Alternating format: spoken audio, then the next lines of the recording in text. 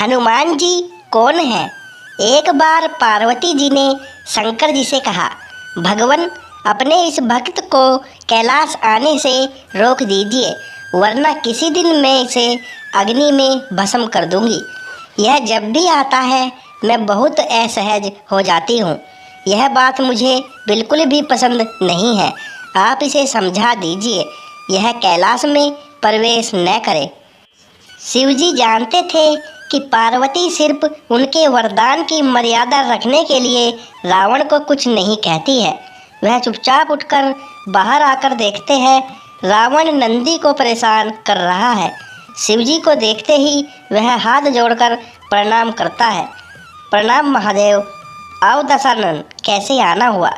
मैं तो बस आपके दर्शन करने के लिए आ गया था महादेव। आखिर महादेव ने उसे समझाना शुरू किया।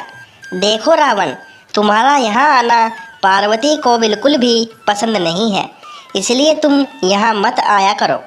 महादेव, यह आप कह रहे हैं? आप ही ने तो मुझे किसी भी समय आपके दर्शन के लिए कैलाश पर्वत पर आने का वरदान दिया है, और अब आप ही अपने वरदान को वापस ले रहे हैं। ऐसी बात नहीं है रावण, लेकिन तुम्हारे क्रियाकलापों से पार्वती परेशान रहती है, और किसी दिन उसने तुम्हें श्राप दे दिया तो मैं भी कुछ नहीं कर पाऊंगा। इसलिए बेहतर यही है कि तुम यहाँ पर न आओ। फिर आपका वरदान तो मिथ्या हो गया महादेव। मैं तुम्हें आज एक और वरदान देता हूँ। तुम जब भी मुझे याद करोगे मैं स्वयं ही तुम्हारे पास आ जाऊँगा, लेकिन तुम अब किसी भी परिस्थिति में कैलाश पर्वत पर मत आना। अब तुम यहाँ से जाओ। पार्वती तुमसे बहुत रुष्ट है। रावण चला जाता है। समय बदलता है। हनुमान जी रावण की स्वर्ण नगरी लंका को जलाकर राख करके चले जाते हैं, और रावण उनका कुछ नहीं कर सकता है। वह सोचते सोचते परेशान हो जाता है कि आखिर उस हनुमान में इतनी शक्ति आई कहाँ से। परेशान होकर वह महल में ही स्थित शिव मंदिर में जाकर शिवजी की प्रार्थना आरंभ करता है। उसकी प्रार्थना से शिवजी प्रसन्न होकर प्रकट होते हैं। रावण अभिभूत होकर उनके चरणों में गिर पड़ता है। कहो दशानन, कैसे हो? शिवजी पूछते हैं। आप अंतर्यामी हैं महादेव, सब कुछ जानते हैं प्रभु। एक अकेले बंदर ने मेरी लंका को और मेरे दर्प को भी जलाकर राख कर दिया। मैं जानना चाहता हूँ कि यह बंदर जिसका नाम हनुमान है आखिर कौन है? और प्रभु, उसकी पूंछ तो और भी ज़्यादा शक्तिशाली थी। किस तरह सहजता से मेरी लंका को जला दिया?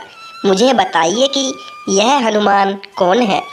शिवजी मुस्कुराते हुए रावण की बात सुनते रहते हैं, और फिर बताते हैं कि रावण, यह हनुमान और कोई नहीं, मेरा ही रुद्र अवतार है।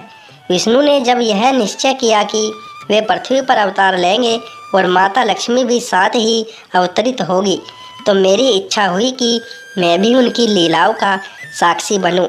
और जब मैंने अपना यह निश्चय पार्वती को बताया तो वह हट कर बैठी कि मैं भी साथ ही रहूंगी। लेकिन यह समझ नहीं आया कि उसे इस लीला में किस तरह भागीदार बनाया जाए। तब सभी देवताओं ने मिलकर मुझे यह मार्ग बताया।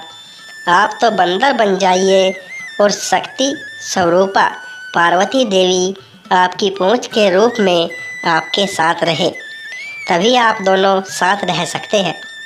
और उसी अनुरूप मैंने हनुमान के रूप में जन्म लेकर राम जी की सेवा का व्रत लिया, और शक्ति रूपा पार्वती ने पूंछ के रूप में और उसी सेवा के फलस्वरूप तुम्हारी लंका का दहन किया। अब सुनो रावण, तुम्हारे उद्धार का समय आ गया है। अतः श्री राम के हाथों तुम्हारा उद्धार होना मेरा परामर्श है कि तुम युद्ध के लिए सबसे अंत में प्रस्तुत होना, जिससे कि तुम्हारा समस्त राक्षस परिवार भगवान श्री राम के हाथों से मोक्ष को प्राप्त करे और तुम सभी का उद्धार हो जाए। रावण को सारी परिस्थिति का ज्ञान होता है, और उस अनुरूप वह युद्ध की तैयारी करता है और अपने पूरे परिवार को राम जी के समक्ष युद्ध के लिए पहले भेजता है। और सबसे अंत में स्वयं मोक्ष को प्राप्त होता है। दोस्तों, कहानी पसंद आई हो तो चैनल को सब्सक्राइब करें। हर हर महादेव।